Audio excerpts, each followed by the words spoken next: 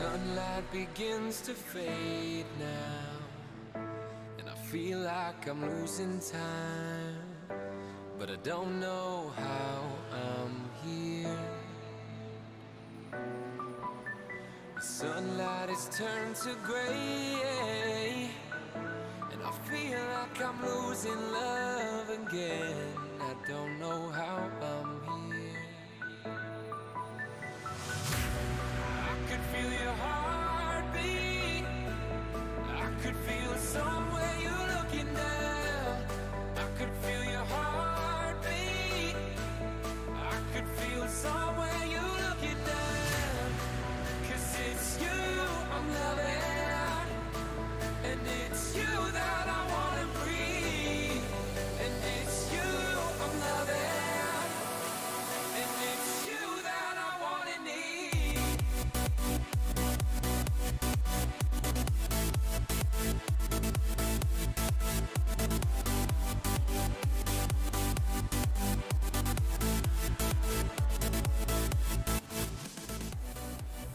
Hello, ladies and gentlemen, and welcome to SimRacers World TV for the opening round of the Sunday GT3 World League, sponsored by SimracerCoin here from the Okayama International Circuit. My name is Hasse Rømer. I'm joined by Peter MacKay, the knowing Scotsman, if you will. I'm sure we'll be in for plenty of interesting facts, and I'm sure we'll be in for plenty of interesting racing from a tight, twisty, technical, and very challenging Japanese circuit indeed.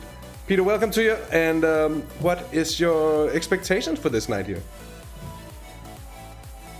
It's an absolute pleasure to be here with you, of course. Fantastic to join a Dane in the booth, of course.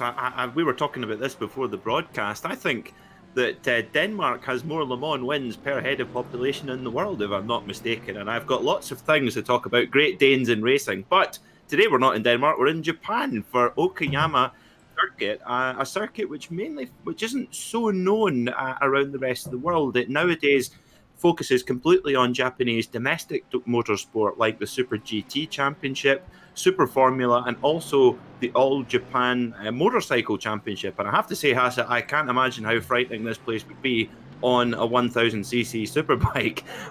Pretty scary indeed. But today we've got the comfort of GT3 cars for our drivers, and to answer your question, what to expect, well, it's all going to be about the drivers who've got their car set up and have done the practice time, because this is such a tricky circuit to get right. Very, very technical, very, very tricky. And yeah, it's going to be down to the drivers who have put in the time during the week. And with only 8 minutes of practice left, it won't be long before our drivers are going to qualify. Indeed, and we've got 20 minutes of qualifying here tonight, followed by 30 minutes of hot racing action here. And this series, the Sunday GT3 World League, is a series that, if I understood things correctly, invitations were sent out to pretty much all iRacers in the world with an iRacing of 1,200 or less. So it's a series where I say maybe there's potential for development. There's a very, very nice catch of the rear end of that AMG Mercedes by Belgian Nico van Geel. We've got a number of privateers, and which I think is really nice to see. And I think generally this series is really giving me kind of a club vibe, which I really enjoy, I have to say. So I think the racing's going to be good. I think it's going to be gentlemanly, and hopefully it's going to be tight as well. Well, yes, of course. This afternoon I was commentating with our colleagues Chaz and Jack on the Porsche Club of Great Britain racing, and it's a very similar idea, very much a club atmosphere, and not any egos at all. Everyone helping each other out so that everyone can enjoy themselves. And of course, do you know what? In the real world, GT3 racing isn't so different. Obviously, there is a lot of very serious races, but for the majority of owners of GT3 cars in the real world, basically drive them for enjoyment, and taking them racing is the kind of ultimate part of that enjoyment. So today we're going to simulate that in here on iRacing. And the thing I like about this particular series is that we've got one of the best variety of fields I've seen for quite a while on iRacing. We've got, well, as you can see, 4 Ferraris locking out the top 4 positions right now. We've got the Audi R8, we've got the Mercedes AMG, We've got a couple of BMW Z4s. We've got a McLaren, and joy of joys, we have a Ford GT in the field as well. And yes, it's not the GTE car that you're thinking of. Once upon a time, in the previous model of Ford GT, there was a GT3 car. There it is. Oh, not a good time. Oh, boys in the barrier. No, there's not many. They are very, very rare indeed in the real world, and probably even rarer on iRacing. This is the GT3 version, but there was actually a GT1 version that ran at Le Mans with Rachel Fry at the wheel, actually. Unfortunately, didn't finish due to mechanical failure, but that's what I love about GT3 racing. So much variety, and great to see a lot of our drivers thinking outside the box and choosing some different cars for a change. And speaking of different cars, Peter, we also got a couple of McLaren MP4-12Cs, and that's, I think, for me at least, the coolest GT3 car in iRacing, just because of that flame-spitting exhaust. It's a fire-breathing monster, and it's actually also, when you look at it, it's quite the small car compared to the other GT3 machines. And I've recently acquired this car as well and driven around. While it's very tricky to drive, it's very difficult indeed, and those mid-engine GT3 machines definitely are. Generally here, it's very rewarding as well, and it's such a small car, and you really feel it when you're behind the wheel, and it's nice when trying to sneak through a bit of a wreckage or trying to pass someone up the inside that you're a little less girthy than, say, for instance, the Ferrari or some of the other GT3 machines. But it's a tricky car to drive, and that's, I think, is also why you usually see BMWs, AMG, Mercedeses, and to some extent as well Ferraris and Audis. The R8, also a very popular car in the GT3 field. It's fast as well, it's got the pace, but it's got the same kind of handling characteristics as the McLaren as well. Very tricky to drive unless you have a super stable setup. And as we've been following German Dirk Reski around here for the wonderfully named Holy Cow Racing, the number 18 machine here, currently 12th, as we're into the final, almost into the final 3 minutes of practice, which means, Peter, that in a few moments we will have 20 minutes of qualifying coming up.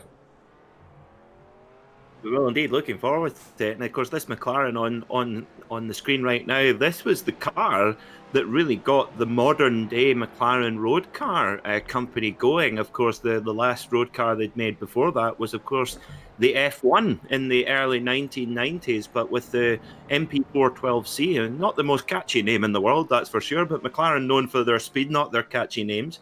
But the MP4-12C, of course, came out now well over 10 years ago, which is amazing to think. And then this is actually, now is this the MP4-12C or is this the 650S? It's the MP4, that's right. So this was the very first McLaren customer racing car as well in the modern era too. So quite a significant car in the history of the McLaren firm, which of course started all the way back in the 1960s with Bruce McLaren, the Kiwi.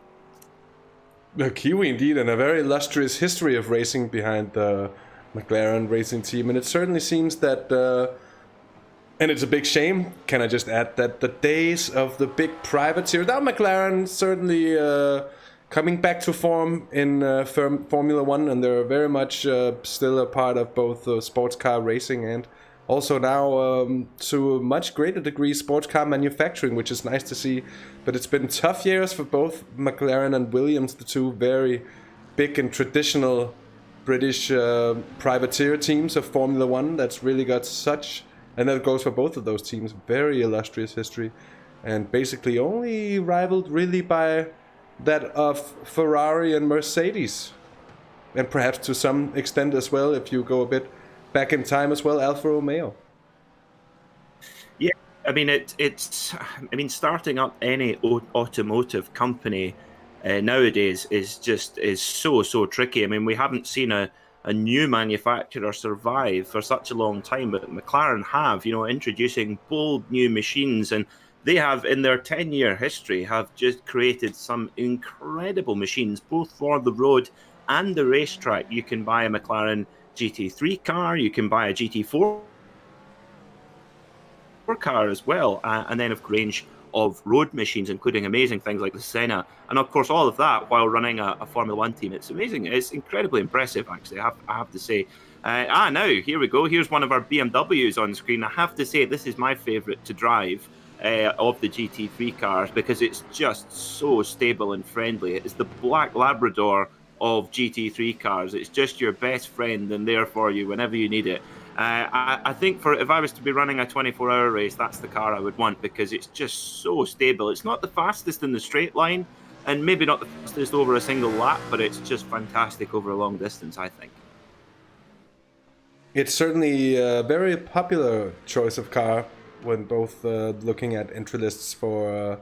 well, I remember seeing a lot of them last year at the Spa 24 Hours. I've seen a great number of them as well for the 24 Hours of Nürburgring. With that said, we're now heading into qualifying. The session is already underway. The timer is already running. And as you can see, ladies and gents, the cars are already heading onto track. And this is a critical moment here. You see a lot of impatience here. 20 minutes. Plenty of time to get those laps in, but a really important thing in such a qualifying session here is to actually have clear track space ahead. And that is a thing that many of these drivers won't have at this current moment. Yep, you've basically got a choice. You've either got to get out straight away first, or perhaps maybe let go out later and let the other cars go ahead of you, because if you're in a big train here, then it's going to be difficult just to put down your best time, unless the drivers around you are maybe slightly faster. I often find if you can kind of tuck in behind a slightly faster driver, you can copy their lines, their braking points, and also maybe get a little bit of an aerodynamic draft or toe from the car in front. But here at Okayama, it's so tight and twisty that really the draft makes virtually no difference. So if you are going to follow somebody, you've got to make sure that they're a good bit faster than you.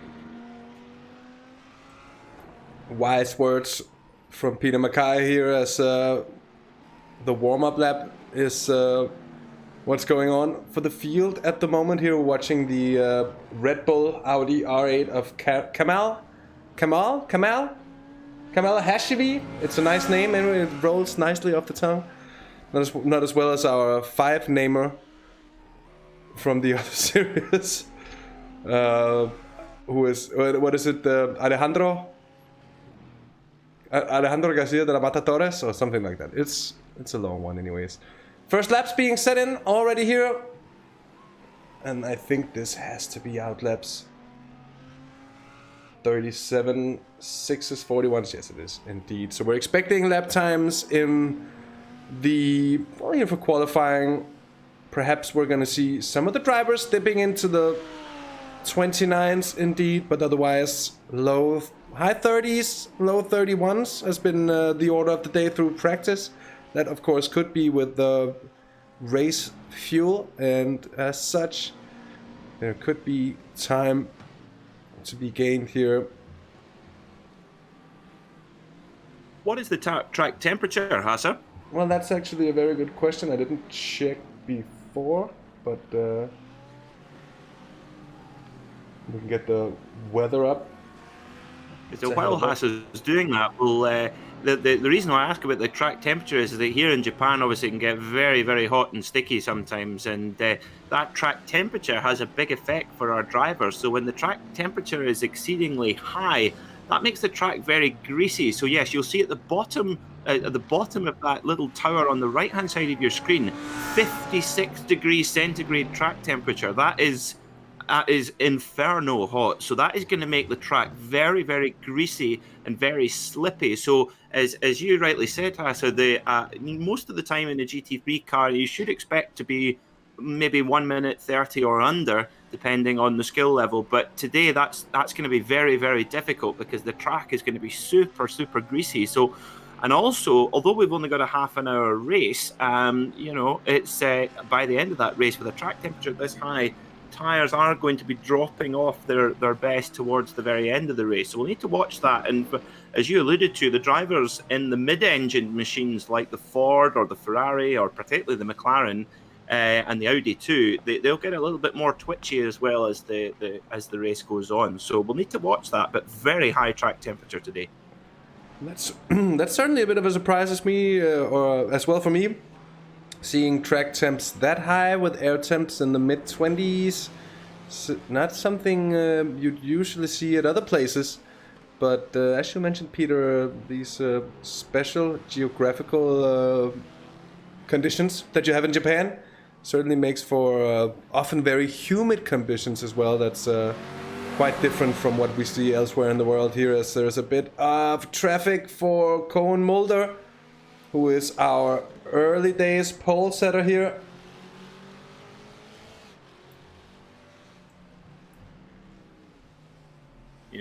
Driver in the Ford there, just tucking in behind the leading Ferrari. That's very wise indeed.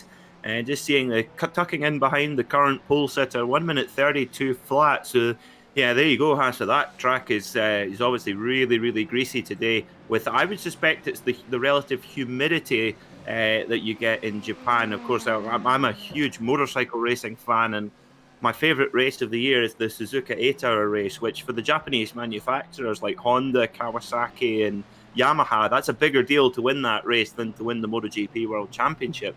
And that race is held in the middle of July. It's funny enough, normally held this time of year, actually. And it is such a challenge for the riders in the height of Japanese summer with huge humidity and temperature. So in a GT3 car with some air conditioning, it's not so bad, as we see one of our Ferraris there having a little bit of an issue. And there's another one here. I think it is Steve Rada, who goes round, round, round, and a little bit more indeed. And just shows how difficult it is indeed with these track temperatures. And we weren't really aware of this in practice, but of course these high track temps combined with a track that mightn't have seen that much use, a green track, is also going to be a slippery track. It's not going to be slippery for that long, of course. It doesn't take that long for the rubber really to begin to settle in. But here, early days, very, very tricky conditions for the drivers. And strangely enough, with these high temperatures, it's often closer to some of the closest conditions you'll find to wet conditions, because it can at least appear to you sometimes that way, that it's very, very slippery indeed, and that the car just doesn't really want to bite in to the tarmac, and in turn also the tires, as you mentioned earlier, indeed, Peter, seeing very high degrees of wear.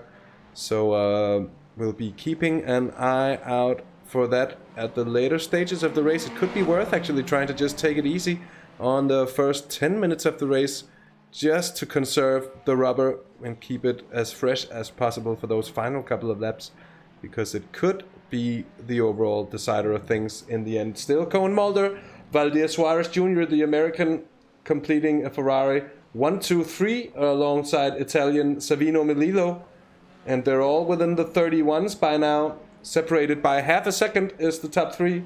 And then Mauricio Coelho, the Brazilian, the aforementioned Kamal Hashimi, both Audi drivers.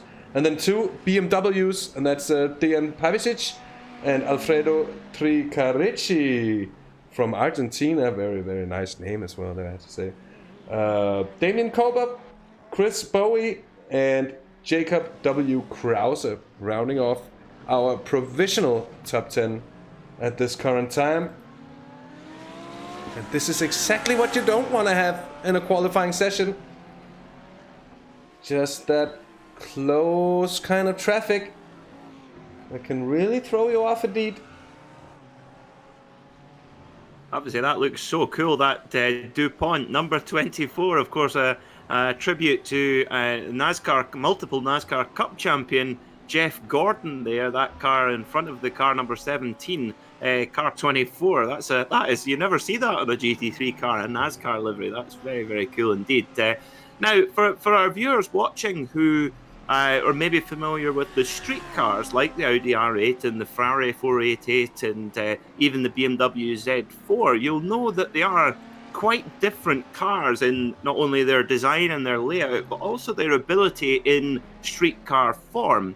And when they're made into racing cars, that can transfer over as well. So the organisers of Global GT3 Racing implement something called balance of performance. So what that means is that they effectively balance out the field to make sure that all of these different varieties of car can compete together. So if there's cars that are too fast, they slow them down, and if there's cars that are not quick enough, they'll give them a kind of bit of a help. So the ways that they can do that is by either adding or reducing weight. So reducing weight, making the car lighter and therefore faster. You can also change the size of the air restrictor, which allows, if you allow more air into the engine, it's able to make more power. You'll also see sometimes organisers will be able to adjust the turbo boost on turbocharged cars as well. So there's lots of things that they can do to make sure that all of these cars can work together. So say, for example, this Mercedes on track right now, this is a front engine 6.3 litre V8. But whereas the, for example, the Ferrari is a twin turbocharged V8 mounted in the middle of the car, it's a completely different machine. And actually, interestingly, the Ferrari in road form has 660 horsepower, but the race car, although you would think the race car would have more power, as one of them goes off there at the back there, the Ferrari race car has only about 500 horsepower, with the street car having 660. So that in balance of performance, that's important to make sure that all of these types of car can race alongside one another. That's a very good point indeed, and it's something often either loved or hated, and that really depends on which end of the spectrum you're really at. If you're in a car being picked up by the BOP, you're going to be loving it, and if you're in one of those getting the hammer of justice, so to say, well, you won't really be loving any of it at all. Very close gaps we have at the moment. P7 and P8 in 7th. It's the Mercedes of Pedro Maribon Cladera, and separated by 1/100th of a second. Well, it's himself and Mauricio Coelho, the Brazilian, in his Audi R8. And that's just great to see. Spots in the top 10 separated by close to the smallest possible margins here. It's looking out to be very, very competitive indeed, actually, when just having a look across the timing board at the moment here. So we're just over halfway through the qualifying session.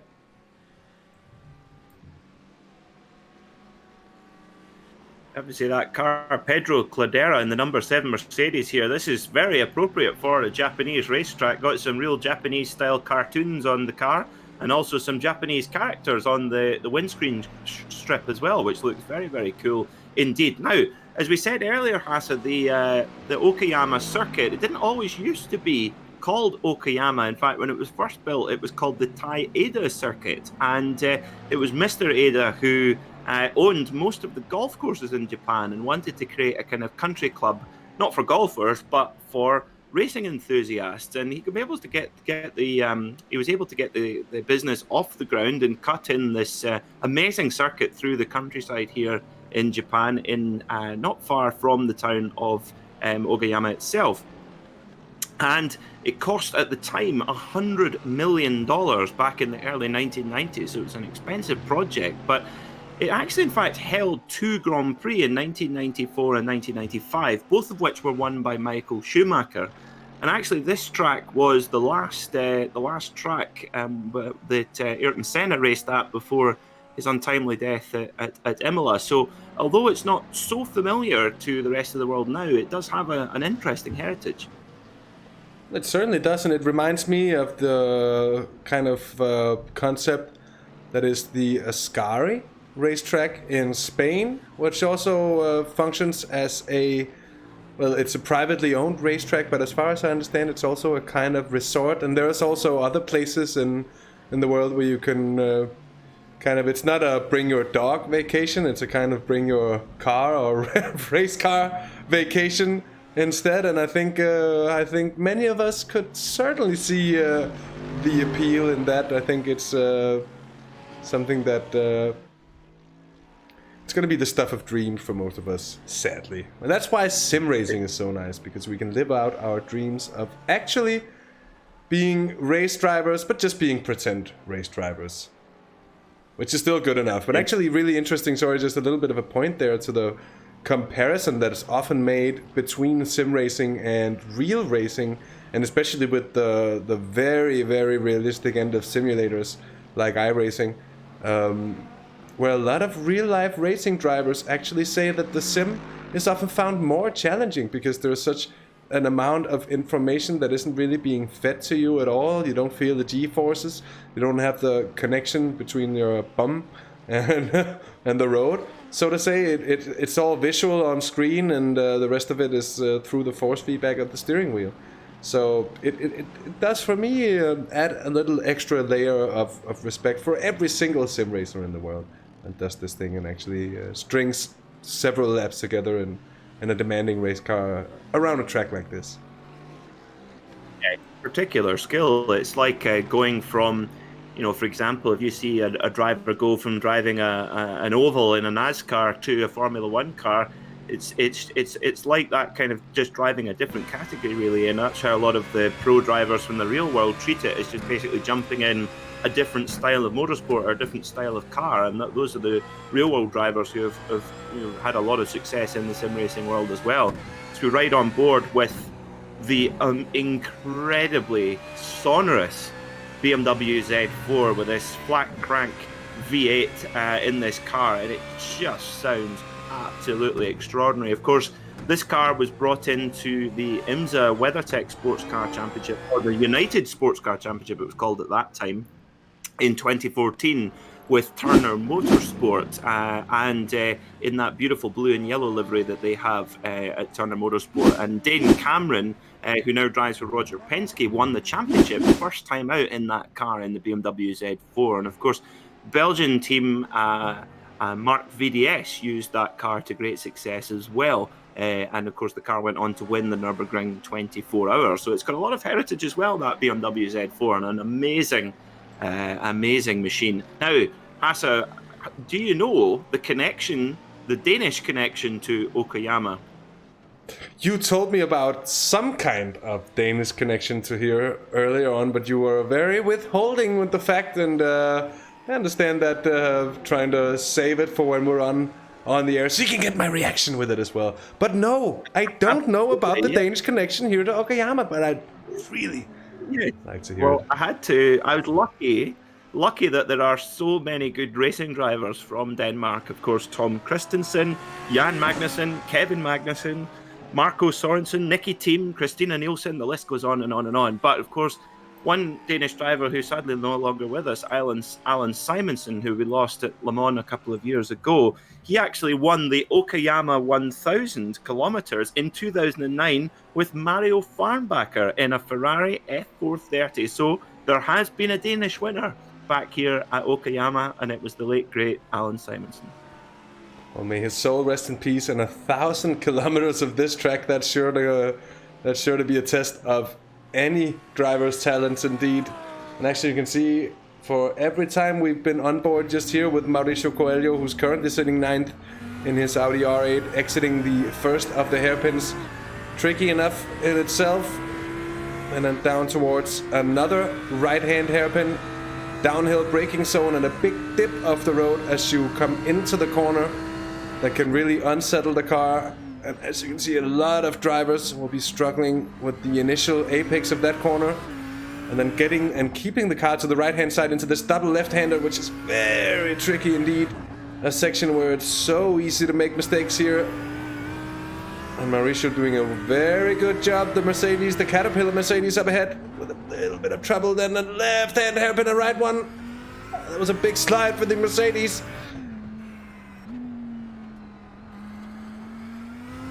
And that was that tight section, and now 2 right-handers to go. And they're very similar to one another, except for the fact that the second one, which leads on to the start-finish straight, being a little bit longer. So as you can see, it's a very technical track. It's not just something we're saying here in the booth. It's actually true. Okayama, really a difficult one, and I'm excited to see how they're gonna be dealing with this when we get the race underway. And by the way, speaking of race, I'm sorry I can't seem to get the counter up for the qualifying session, the time counter there. But I will tell you that we're into the final minute of qualifying here. So this is the very, very spicy end indeed. And we're still seeing Koen Mulder, the number 3 Ferrari, the privateer. He's been atop the session from the first second there. Oh, the McLaren, they're almost getting up his rear end. He's going very slowly there. And as I say that, Valdir Suarez Jr. with a pole time of 1:31.2.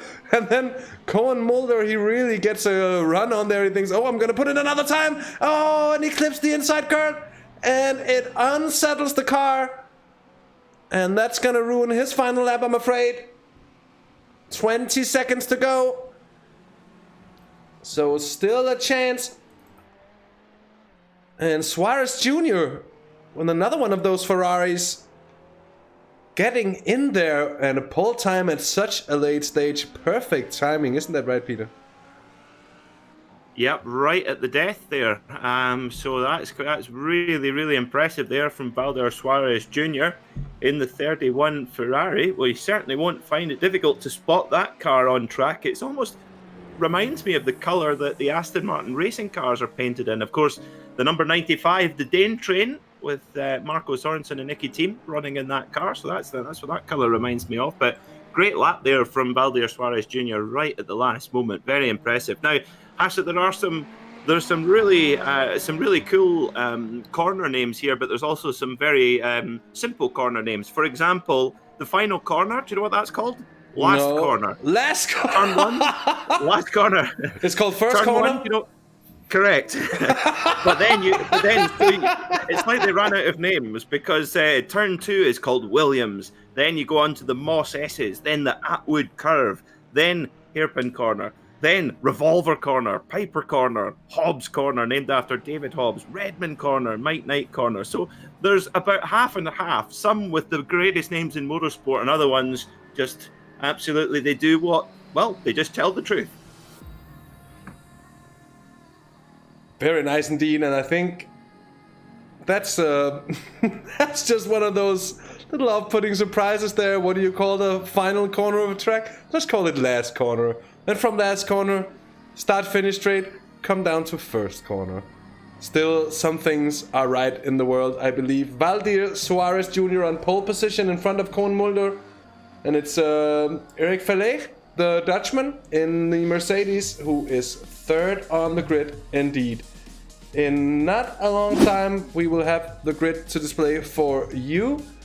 And I'll be ready to take you through it as soon as it pops up on our display here. I do think we actually might have a few bit of drivers still out there, so let's just see. I think the final couple of cars are indeed coming into the pits, and I don't think any one of them is actually running. And that's very, very true indeed. So just a slight wait and we'll have the grid order for you. There it is. Valdir Suarez Jr. on pole position in front of Koen Mulder, Eric Verleeg, then Savino Menilo, Stephen Orell in 5th, the Brit with Kamal Hashimi in 6th, Pete Plastow in 7th position with Derek Reski in the McLaren for Holy Cow Racing in 8th, Robert van den Heuvel it is in 9th. We got Mauricio Coelho in 10th. We got Pedro Cladera in 11th place with Jose Godinho, the Portuguese driver. So it's not Jose, but Jose indeed. It's not that I'm that bad at my pronunciations. He is indeed in 12th place. Moving on, it's Dejan Pavicic in 13th. We've got Damian Koba, the pole, in 14th place. Alfredo Tricarici in 15th. We've got Chris Bowie, Nico van Giel. We've got Drew Williams, Jacob Krause. We've got Dirk Bringsma, Gaston Borri, Lee Tucker, Stephen Kral, and Pat Teff in 24th place. And then the final couple of rows on the grid is indeed Timo Paia, it's Ross Jack, it's Nils Cornelis, it's Damian Trombi in 28th, Chris Pio in the Ford GT 29th, it's Sandro Orsini 13th, 31st is Steve Rada, and then in 32nd place is Daniel Kuhl with final man on the grid, Ralph Salomon in 33rd place. And with that, Let's go over to some pictures of a field that'll be getting ready to go by now, I think. And indeed, the outlap is already going and someone's off. As we can see from this blimp shot, let's hope they make it back on safely indeed. And let's make sure we get the music off before it's too late. There it is. Strictly engine sounds for your ears as the GT3 machines are rounding what I believe could be the final corner. Final corner. Oh, there is final corner. It is the final corner. And watch for the lights, because in a few moments we will have... There it is. Green, green, green for the SimracerCoin GT3 Sunday World League. And into turn 1 they go. First corner of a new series here. And it's the pole setter Valdir Suarez who is defending from Koen Mulder, Erik Verleeg. And I think they've gotten relatively cleanly away at the top end of affairs here. A lot of overtakes. A lot of drivers running too wide here. And it's looking relatively clean here down the order, Peter. Yeah, I have to say I've seen professional races on iRacing that are a lot messier than this, so well done to all of our drivers for getting through the opening corners without too much fuss. Oh, is the number 20, is that the 22 car? Yeah, it was the 22! Ross Jack. Oh no, it's the Scotsman. No, that's a disaster. Punt. Oh dear, that's one of the BMWs getting taken out there. One of the drivers just a little bit too hard on the brakes. The 77 Audi getting turned around there as well. So let's get another look at this. So the car in 14th position, one of the Mercedes, just gets a little bit late on the brakes and takes out one of the BMWs. So, a little bit of action, but to be honest, for lap 1, not too bad, believe it or not. So in first position, it's our pole sitter, Valdir Suarez Jr. in that bright green and yellow coloured Ferrari, the American driver in the 31. Of course, the 31, that number synonymous with Action Express Racing, who were racing last night in their Whelen Engineering car at Daytona in the IMSA WeatherTech Championship. But in second place, it's Mulder right behind in his Ferrari. And in third, it's the Dutchman Verleeg in the first of our Mercedes. And a bit of spread here telling me that there has indeed been just a little bit of incidents, as we saw also on the opening couple of corners there. It went really cleanly, and then all of a sudden it just went a little wrong indeed. Here is the issue for the 22 Lazarus car. Privateer he's stated as, but it's a Lazarus livery as well. Oh, and there's the 73 Audi being collected, and that's a bit of damage for multiple cars. The 25 involved as well. The Vettel liveried Ferrari is in there.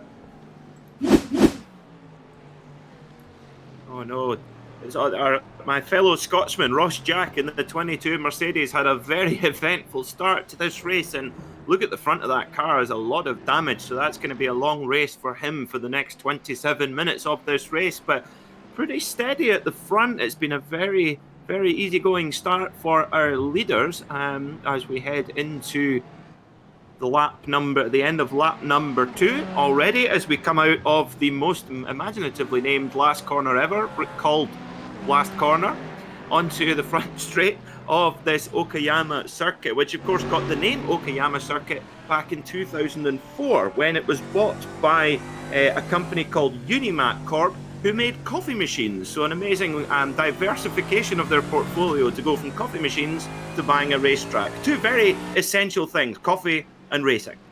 Yeah, indeed, I can go with you, especially on, both of those. Well, very nice DuPont, Jeff Gordon liveried Audi there and behind. And a very nice battle that actually happened here in front.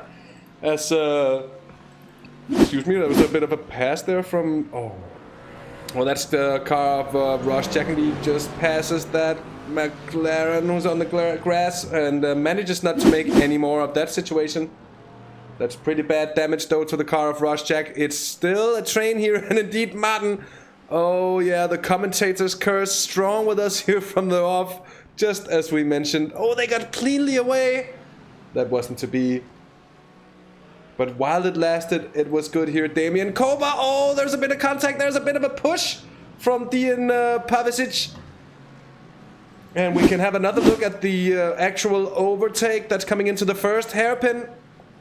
Oh, excuse me, that's going to be the second hairpin, yeah, with the dip. Oh, and there's a bit of a tap, but it's not going to be enough to really cause any damage. An interesting rule for this series is that 3 races consecutively with more than 15 incident points per race. Mind you, in half an hour's race, I think that's okay to aim for. Less than that, you should be able to, but that's gonna disqualify you from the series. So a strong incentive indeed for the drivers to keep it clean and to stay respectful, which is also, of course, especially when dealing with league racing, and especially at a level that's more club-based. It's gonna be a lot more fun. Here comes the resend from the BMW, and Dejan Pavicic, very nice move. Up the inside in first corner, and up through turn 2 here. He's gonna keep the position. The Audi though close. Let's have another look at that one. Try to go on board here from Mr. Pavicic's BMW here. He just breaks that tad later, keeps it very clean. That stable BMW really able to get a run here. And now the Audi's coming right back. Oh, and there's contact, and the number 9, and they're both. It's gonna be a major one if they don't really take care in behind. And we're gonna have another one at another look. I'm sorry, at exactly what happened there. Yep, Koba was looked to me like it'd be interesting to get an onboard from Koba there in the number 9 Mercedes. Of course, it was him who got a little bit hard on the brakes in lap 1, and yeah, quite an unusual one there. Just sort of moved across to defend his position, and the BMW didn't back out at all, and they both ended up in an incident that, well, to be honest, they're both equally to blame for, quite honestly, and that's a real pity. Now, you talk about the incident points, of course. We should explain that to our viewers. 15 incident points is basically the incident points are a system that iRacing uses to hand out penalties or warnings for the drivers. So if you step over track limits, that is 1 incident point. If you make contact with another driver, that is 4 incident points. If you hit the wall, that is 2 incident points. Also, if you spin and lose control, that's another 2 incident points. So, for example, Koba there in his Mercedes, well, that's 2 incidents he's had already with other drivers, so he'll be up to 8 at the very least. So, yeah, although it's, I think that's a good rule from the series to make people think about trying to avoid contact wherever possible. It makes it much more enjoyable racing, as you say, particularly in a club racing format. Now let's see, we've got some very close battles here at the moment. This is Jose Coutinho in that 24. He's in 10th position in the Jeff Gordon liveried Audi R8. And he's trying to defend from another Audi the battle to stay in the top 10. And behind those two is Gaston Borri, and the Ferrari seems to have taken a little bit of a knock. And a little bit might be an understatement. That could have been a quite big knock indeed. There's the Caterpillar AMG in front of Jacob Krause. Oh, big moment there from the Jeff Gordon car and the number 24 there. Big moment from Jose Coutinho. Now, you might be wondering, what does a multiple champion retired NASCAR driver have to do with sports car racing? Well, Jeff Gordon back in 2017 won the Rolex 24-hour race at Daytona alongside Wayne Taylor, Ricky Taylor and Max Angelelli in their Cadillac DPI. So, Jeff Gordon does actually have a Rolex 24-hour Daytona winner's watch. That's something I think not a lot of European racing fans are going to be familiar with. They're going to be well familiar with his name, and they're going to be well familiar with his NASCAR racing pedigree. I sure was, even from an early age, and he was I was just about to say, the 18 McLaren is doing well of Dirk Resky, but it picks up one of the white Ferraris, and I think that's Chris Bowie. And I'm not quite sure though. Let's see here, Chris Bowie. No, that's another incident from quite a bit further down the field. Takes a turn there. Oh. Yeah, reversing back onto the racing line. That's that's a big no-no. That's Ross Jacks got loose again in the 22 Mercedes in that pink machine. So I think Hasse at this high track temperature is catching a lot of our drivers out. It really reducing the grip level a lot. And as we've seen a couple of the Audis getting into big slides as well, of course, as we discussed. Quite a twitchy car indeed. So, still Suarez out the front, of course, he'll be unaware of all this action happening behind him, but he will be very happy just to be out on a Sunday afternoon drive at the front of the field. Indeed he will, and I think the more that happens behind him, the happier he'll be, in the sense that he'll just be able to relax and drive away with it. And by the way, we're 10 minutes into it, so a third of the way through this quite short sprint race in the end. Valdez Suarez Jr. in a very good position here. By the way, that equates into the 7th lap they're on of racing here. Cohen Mulder in 2nd place, just the 2nd down. So the number 3 Ferrari by no means out of it. And then it's 5 seconds more down to Kamal Hashimi in the Audi, who's gained, 3 positions there. And I think we've had a problem for Dejan Pavicic. And it's gonna need another tap here for me, and there it is. Oh, Pavicic. And that's not the first of this problem, I'm afraid. Yeah. It looks like he's got the pit lane limiter on with the lights flashing. It looked like he had the pit lane limiter on the track there. I wonder what happened there. That's quite unusual, and perhaps a glitch in the system. Now, while we've got a moment to catch a breath, Hasse, I think we should have an update. I think this has to be a thing throughout the series. Let's have a 4G. We shall GT update, because we can't stress how one of these 4GTs. Let's have a 4GT update. How's it getting on? Well, I'm looking for him in the standings, and he was starting pretty far down, Mr. Pio there, but cannot really seem to find. Oh, there he is. He's climbed 6 positions. He's up into 23rd place. Chris Pio in the number 5 Ford GT. And you know what? That car looks pretty clean to me after over 10 minutes of racing here in the initial opening phase of the race over by now. So in a good position to gain more places. The Ford GT, who even though we shall remain impartial, Peter, it does have our support. Let's say the fewer drivers of a certain type of car that we see, the more support we're gonna see for the car for us. So Ford GT, the people's champion. It's certainly the people's champion. And also patriotic, of course. Chris Pio, you see there, he's an American-based driver, and of course that car, very American indeed. The Ford GT, and made in Dearborn, Michigan, not far from Detroit. And of course the engine that is a big old V8, of course, in that Ford GT that actually started its life in a Ford F-150 pickup truck. Good point. Let's watch the rear end of this McLaren MP4-12. See up ahead. Oh, as he almost outbrakes himself in that corner as well. We should watch out with this commentator's curse, but watch the fire-spitting monster up ahead. That is the McLaren GT3 car. And now, of course, it refuses to spit flames. Although I think when we come to oh, there it is. Flame spitting indeed. Here is a big send into the hairpin. And Tricarici, as I think it is. He's made it through. He's made it stick. And that was a beautiful move indeed.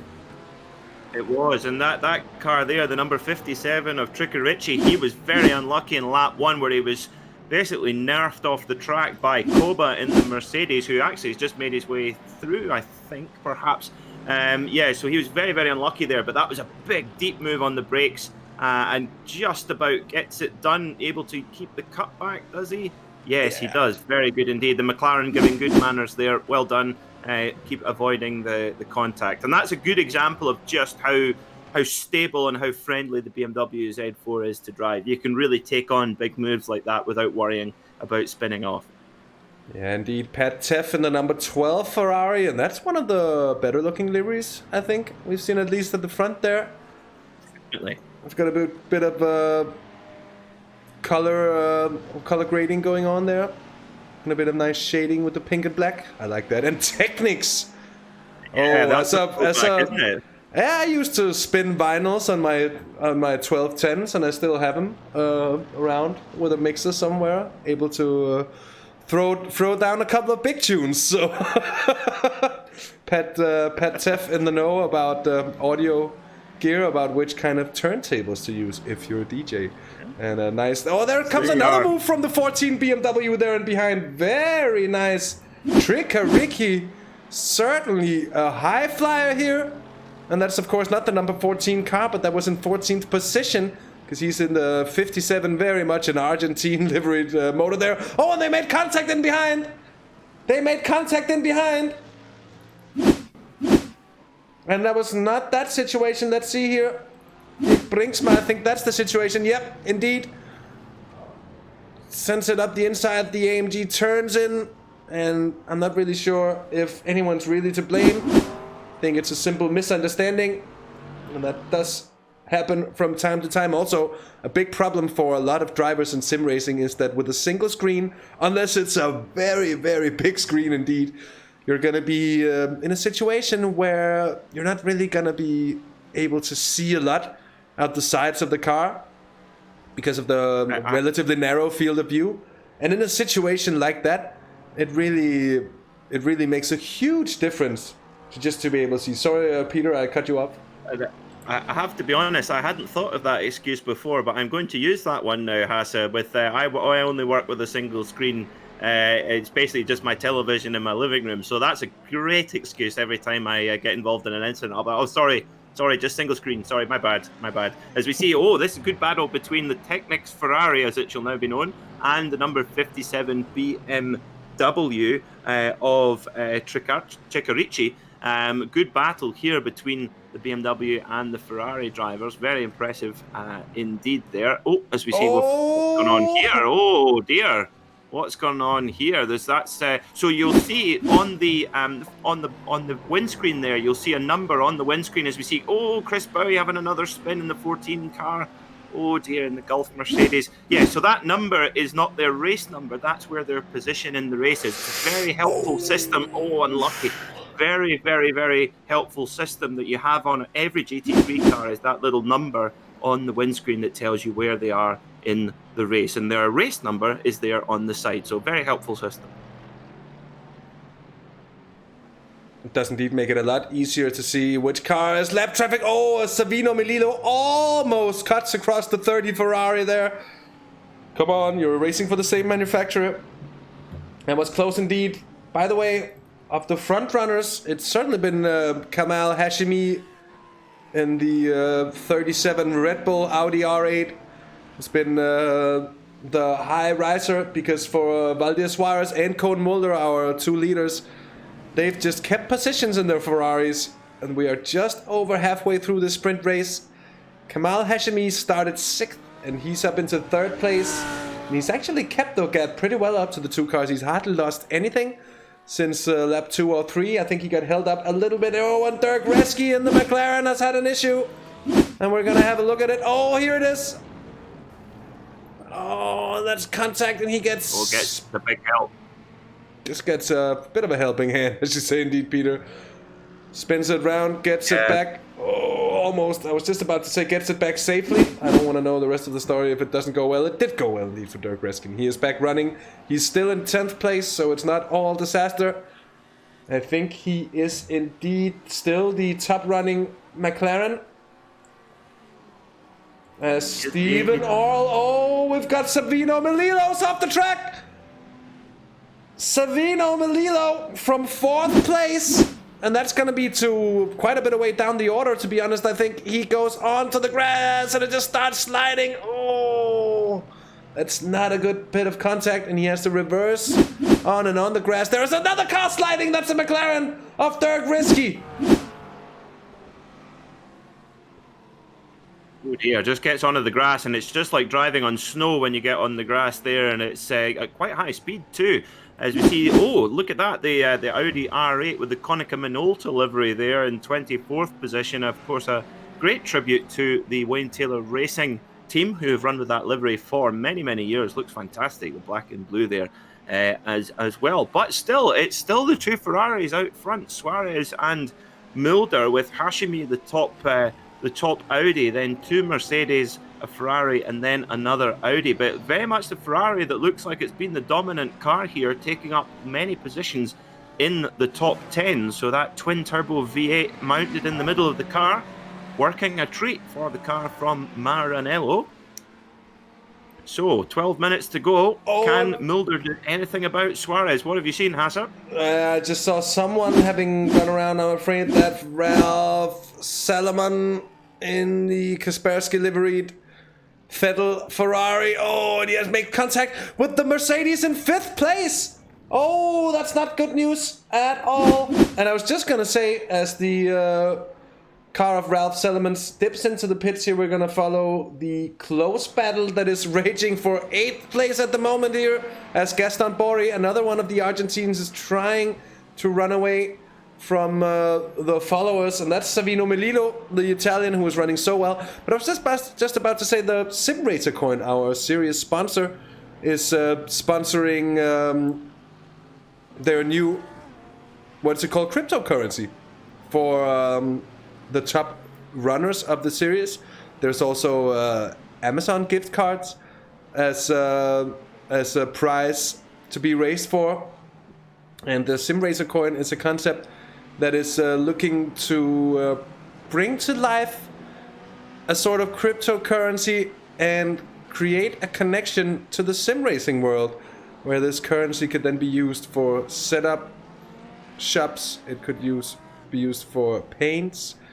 It could be used for guidance. Is it? And last but not least, and that's actually quite an interesting proposition, I think, realistic leagues where you actually have to pay for car damage. So that's going to be a very good reason to keep the car out of the wall. So certainly go check that out here. We're watching the battle between 8th, 9th, and 10th place. And it's Jose Godinho in that Audi R8. Peter, that Audi R8 looks clean as a whistle to me. And that's going to present Jose there with a bit of an advantage here as the Ferrari gets scrappy down towards the first hairpin. And there was a bit of a look here from the Audi as well. And Gaston Borri, I'm sorry Peter, but Gaston Borri goes wide, and now it's too wide between the Ferraris again. Oh, yep, down they go, down the back straight, then heading down towards the very tight hairpin corner, and then onto Revolver. Very, very close between the two Ferraris, with the Audi just behind. I was going to say, Hasse, I think throughout this series, of course, we have a 10-part series. I think it's going to be all about keeping out of trouble and trying to make the least amount of mistakes possible over the course of the championship, because there are going to be cars who get into trouble and drop points. So it's all going to be about just finishing consistently, as we see Suarez, our leader, coming up behind lap traffic, flashing his lights furiously to say, please, excuse me, move over. You are not on the lead lap now. Get out of the way. And of course, next time we are off, in 2 weeks' time, we are off to Silverstone. And actually, interestingly, the old 2008 layout of Silverstone before the new wing complex was put in. So actually, I'm really looking forward to seeing that old layout of Silverstone back again. It's going to be nostalgic. Even, let's see here, the gap between the two leaders is steadily coming down. Cohen Mulder now, we're within the last 8 minutes of racing. He's gaining on Valdez Suarez. In third, it's still Kamal Hashimi, Eric Relay in fourth. We've got Steven Orell in fifth. Pete Plastow sixth. We've got Drew Williams in seventh place. Savino Melillo in eighth. We've got Gaston Borri, the Argentine, in ninth place, having climbed up 12 places. And by the way, Drew Williams, 11 places gained in 20 minutes here. So really good races for them.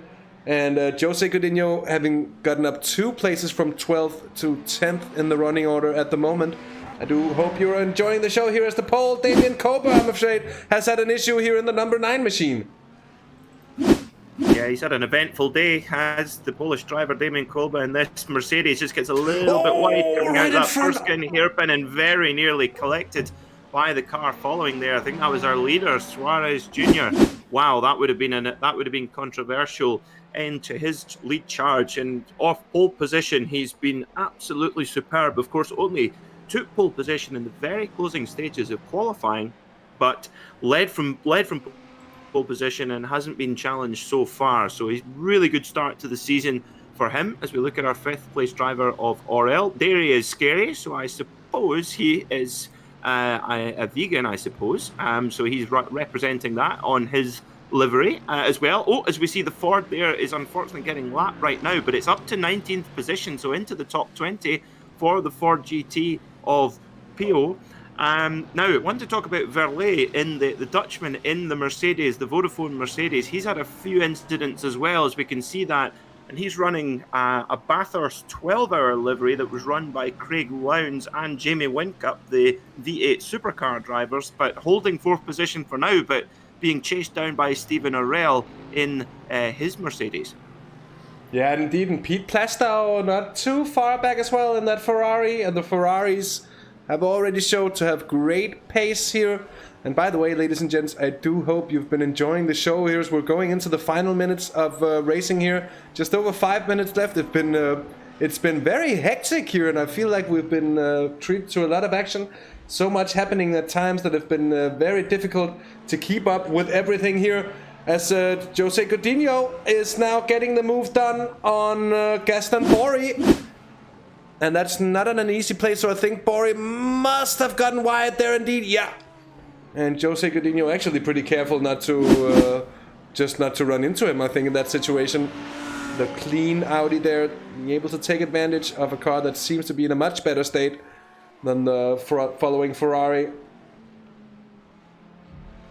And still, of course, you mentioned the damage. Of course, iRacing, when the damage is not just visual like it is on some other racing games, it is absolutely effective to the performance of your car. So if you do take damage, it will reduce the performance of the car. And sometimes with really heavy damage, the steering can get bent. You can lose a lot of power and a lot of aerodynamics as well. As we see the BMW, I have to say, the BMW, the 57 Alfredo Terrici car, that has been very, very impressive run from him after getting punted off on the first lap.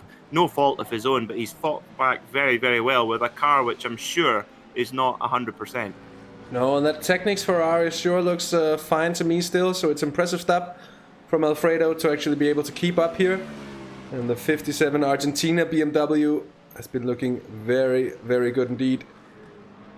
Has been pulling off some of the best moves we've seen in the race as well. Dejan Pavlicic, I'm afraid, has had a problem here as he just gets a small tap. Oh, and then another one. And that's before the battle before there, so that could have been part of the reason for the damage we saw on that Ferrari.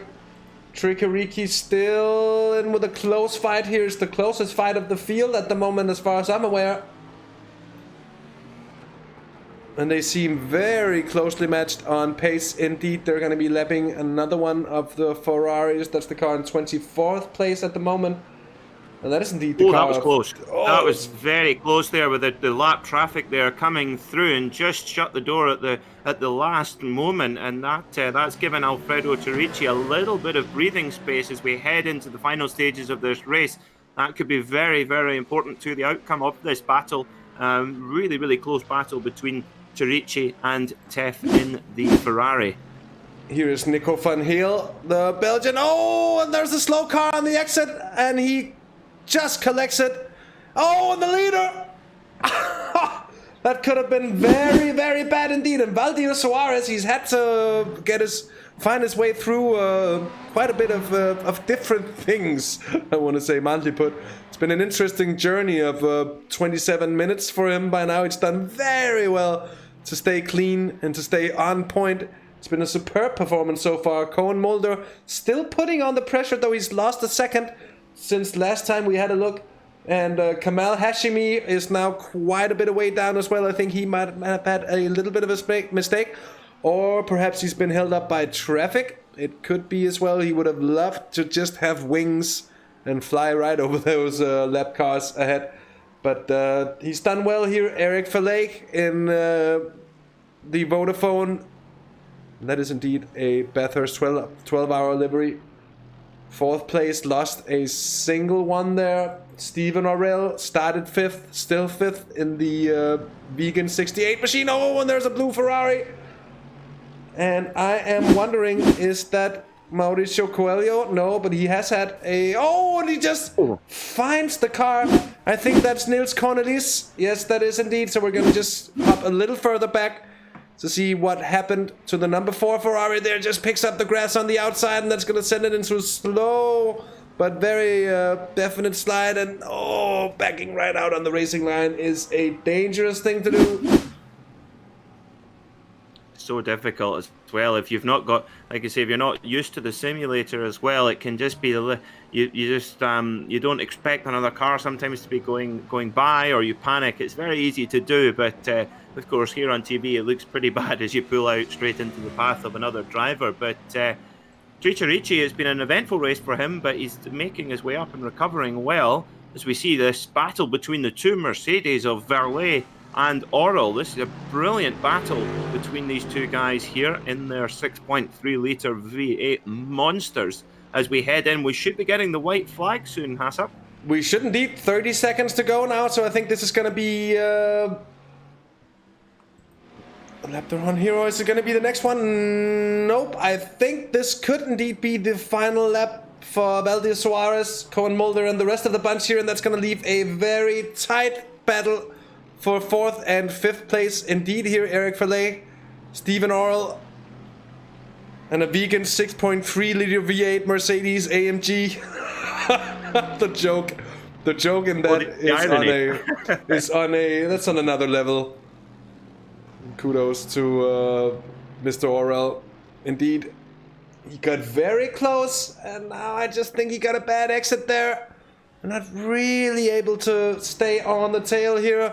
Valdir Suarez, I don't think we've seen the white flag yet. So the question is if it's going to be another lap or if he's going to be seeing the checkered flag this time around.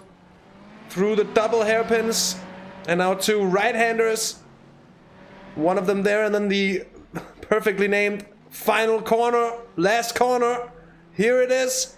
Valdir Suarez, and it is going to be the checkered flag for the American. The number 31 Ferrari takes the win in front of Koen Mulder by about 2 seconds. And it's going to be Kamal Hashimi in the Audi, who's going to be finishing 3rd, and thus they're going to be our podium interviewees, known already now as well here. And with that said, I think Eric Verlet is going to hold on to 4th place in front of Stephen Orrell. Pete Plastow is going to come home for 6th. Drew Williams in the 55 Audi R8 gains 11 places to finish 7th, which is a very nice run as well. It looked so good for so long for Savino Melillo, but he's lost 4 positions after a couple of incidents there. The Cat Mercedes in 20th place. And then, of course, Jose Godinho, the Portuguese, in 9th. Gaston Borri in 10th place as well. What a race in the end. Really, really eventful, Peter. And eventful would be the description, Hasse, that's for sure. But what if you look at the 3 podium winners, not many marks on the 3 podium drivers' cars. Suarez, Mulder and Hashimi all executing perfect races. I think it's what's been proven as well, Hasse, is how important qualifying is going to be in this series. Getting a spot far at the front of the grid and able to avoid being tucked away in the pack where you're much more at risk of getting involved in an incident. Of course, we saw Turachi in the BMW getting involved in an incident that wasn't his fault and ruined his race. So being as far forward in the field in qualifying is going to be really important. So for our drivers, practicing those qualifying runs is going to be critical to doing well in this series, I believe. Yeah, it seems it's as so every often, especially with a track like this, with road conditions like this, it's always going to be a very, very, very difficult one to handle in the end as well. And it's been an absolute brilliant run from Valdir Suarez Jr. in the number 31 Ferrari to pick up the opening win here at Okayama. Kamal Hashimi making sure it's not a Ferrari 1-2-3. Did a very good job as well of getting that car home to 3rd place. And then Eric Verlet, the first of the drivers to actually pick up damage, as we see the cars heading into the pit lane. And we're going to see if we can get results up on your screen. And I'm going to hand you over to Peter MacKay for the readout. So, our winner then, Valdir Suarez Jr. in the 31 Ferrari takes the win by 2.5 seconds from the Dutchman Koen Mulder, also at the wheel of Marinella's finest. In 3rd was Kamal Hashimi in the number 37 Audi. 4th was Eric Verlet in the 83 Mercedes. 5th was Stephen Orrell in the 68 Mercedes. 6th was Pete Plastow in the 312 car, the virtual racing compound machine. 7th was Drew Williams.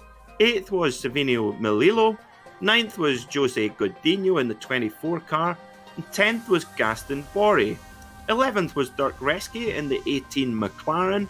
12th, Dirk Brinksma in the number 1 car. 13th, Alfredo Trittorici in the 57 BMW. 14th was Pat Teth in the number 2 car. 15th was Pedro Cladera, the Spaniard. 16th was Stephen Crow. 17th, Daniel. 18th was Damien Trombi in the 993 car. 19th position was Neil Corlese in the number 4 machine. 20th was Jacob Kraus in the 33. 21st was Lee Tucker. 22nd was Chris Pio in our only Ford GT, as we'll be watching him all season long in that car. 23rd was Dean Pavicic. 24th, Timo Peka. 25th, Sandro Orsini. 26th was Chris Bowie. 27th, Robert Van. 28th, Steve Rada. 29th, Ross Jack, our Scot, in the field. 30th was Nico Van Gale in the number 8 car. 31st was Mauricio Coelho. 32nd, Damien Koba. And 33rd, Ralph Solomon. Brilliant stuff there, Peter, and what a great race. And with that, we're gonna go on to the race. Post-race, I guess it is. Interviews. And first of all, who else but our race winner, Valdir Suarez Jr. We're gonna get him in immediately. And there he is.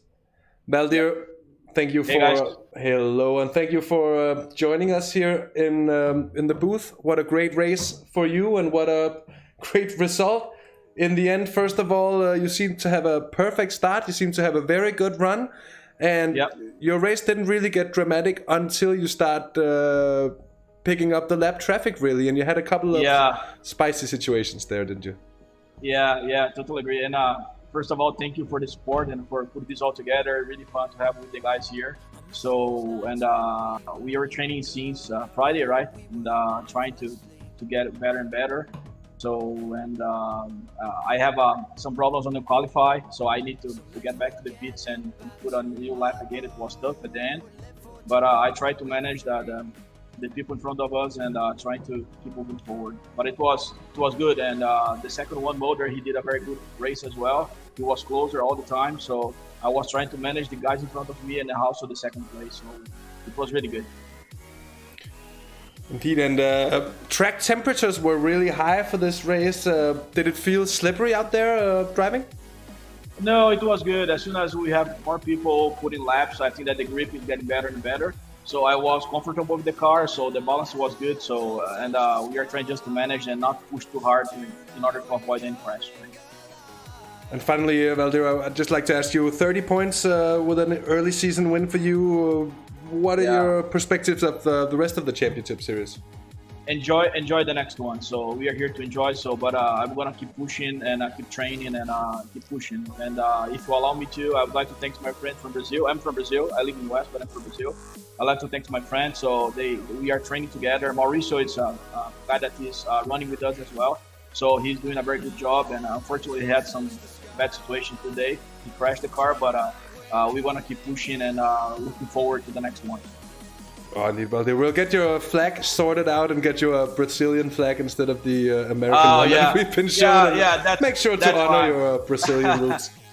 That's fine. Yeah, that's fine. And once again, thanks, guys. I didn't see the broadcast, but I'm going to see the replays. And thank you again, and looking forward to see you guys the next one.